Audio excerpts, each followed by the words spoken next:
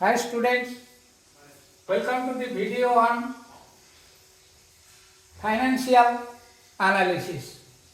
We have already prepared 10 videos on that ratio analysis or financial analysis. In this video, we want to discuss what are the techniques of financial appraisal by commercial banks. So financial appraisal revolves around two important financial statements. One is position statement, that is balance sheet. Another is income statement, that is trading profit and loss account. If it is a trading concern, if it is a manufacturing concern, then it prepare manufacturing account, trading account, profit and loss account. So balance sheet reveals the financial position of a company. As a mirror reflects the face of a person, balance sheet reflect the financial position of the concern, showing assets on one side and liabilities on other. So balance sheet of a company shows what the company owes. Owes means its liability. What are the liabilities of the company? It may be long-term liability or short-term, that is current liability. And what is it owns? Means what are the assets? It may be current asset or non-current fixed asset or fictitious assets at a particular point of time, usually closing date of the operating year. So you know the financial year starts on 1st April of one year and on 31st March of the next year. While the profit and loss account, that is income statement, is the summary of operations during the operating year. So whether our business is running at a profit or loss, we can know from the income statement, that is profit and loss account. So balance sheet is analyzed by the bankers to find out the liquidity position of the firm or company, whether the business or the company is in position to repay the short-term liability or not. Then gearing position means the extent of outside borrowing based on the capital fund of the firm or equity capital of the company. Then tangible net worth, that is net worth. Net worth means shareholder funds are equity share capital, then preference share capital, reserve and surplus. We will deduct the fictitious assets or intangible assets like goodwill, patents, copyright, trademarks, then advertisement expenses,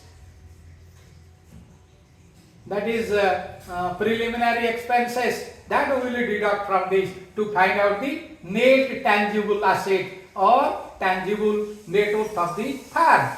Then interest coverage ratio, whether the business is in a position to serve the interest of the loan or not. So financial appraisal is an important machinery or tool in the hands of the bankers, and it forms the very basis of the credit decision to be taken by them. The creditability of the financial statement submitted by the party is very important. So we have to analyze whether it is genuine or not. Sometimes they have manipulated the financial statement.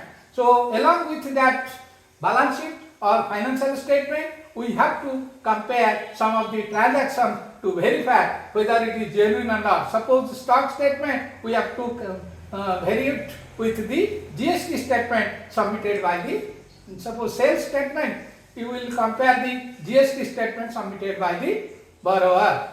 So it is preferable that audited balance sheet and profit and loss account are submitted, as these are generally considered more reliable. If one will submit the audited balance sheet, definitely it is certified by the chartered accountant, having some reliability, more reliability there. Then financial statement of business unit for at least 3 years are analyzed simultaneously to draw comparison on year-to-year basis.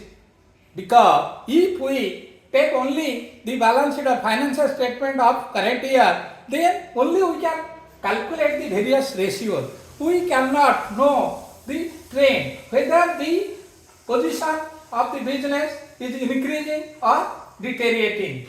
That's why we have to take simultaneously the 3 years financial statement and we will compare it and know the trend, and we financial analysis thus followed with the trend analysis assumes more significant. A proper and sound financing or credit appraisal is very important and crucial when presenting finance and business recommendation as well as making important decisions within the bank. So credit analysis is about making decisions, keeping in mind the past, present and future. So what are the comments and views? Suppose one will give the financial statement, that is balance sheet. From the balance sheet and income statement, we can know the minimum, we can know current ratio. Current ratio means current asset by current liability. It shows us the liquidity position of the company. In general business, we consider it as 1.33:1. That means the current asset should be 1.33 times of current liability. But if we consider a MSME, in MSME some relaxation is there. That's why we take 1:1. That means the current asset should be equal to current liability. Then debt equity ratio. It shows us the long-term debt divided by shareholder fund.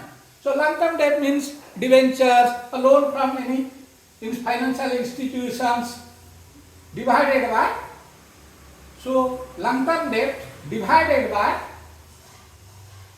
shareholder fund, which includes equity share capital, preference share capital, reserve and surplus. So it should not be more than 2:1 in general, indicating that company is not highly leveraged or geared. If it is more than 2:1, then we know that the company is not highly leveraged or geared. That means company is depending on liability, long-term liability.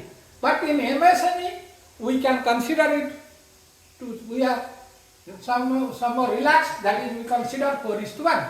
That means the long-term debt which should be within 4 times of the capital fund or shareholders fund.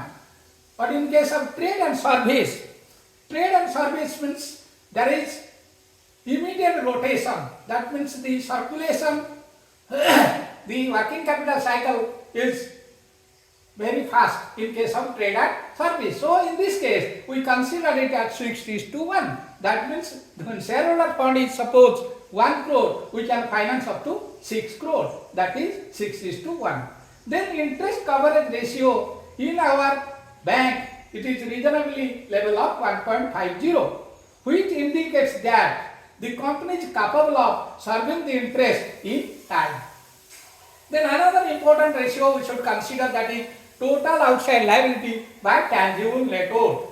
Here in case of total outside liability, we take into consideration the current liability and the long-term liability also, divided by tangible net worth minus intangible assets. So generally it should be 3:1. In case of trade and service, it is treated as 6:1. In MSME, it is 5:1. Then tangible net worth, net working capital are on the right. When we are comparing 3 years balance sheet, we will see whether our tangible net worth is in an increasing trend or decreasing trend. If it is an increasing trend, then it indicates that there is improvement in the financial position of the company. If there is decreasing trend or negative trend, then definitely company is facing some problems that we have to take into account. Then fixed assets coverage ratio. We will see that how much our fixed assets of the company is covering the long-term debt. It should be 1:1.2:1. And also debt service coverage ratio. Debt service coverage ratio is very important while financing the term loan to the borrower. When we are financing term loan, we have to calculate debt service coverage ratio, that is net profit before interest and tax plus interest divided by interest plus principal. It should not be less than 1.25 in any year. During the repayment period, the average should be 1.50. Then security coverage, which is also most important, that we consider at the time of sanctioning loan. That is, the properties on security coverage for the liability should in accordance with the terms of bank policy In our bank, it is working capital 1.20. Suppose we are financing working capital, our security coverage should be minimum 1.20. Then after finance analysis, we have to consider the SWOT. SWOT means strength, weakness, opportunity and threats of a company. A SWOT analysis is a technique to identify the strength and weakness. These are internal, inside the company or organization. What is the strength of the company we have to see. What is the weakness of the company we have to see. Then opportunity and threats, these are outside by external. So from the outside we will see whether this business is having opportunity to expand or to succeed or not. What are the threats in front of that company. So a certificate should be submitted with the appraisal note by the appraiser that they have verified the technical and financial aspects of the project, and based on their assessment the project is technically viable and economically feasible. Thank you for watching this video. In the next video we will prepare cash flow statement, which is very vital for all of you.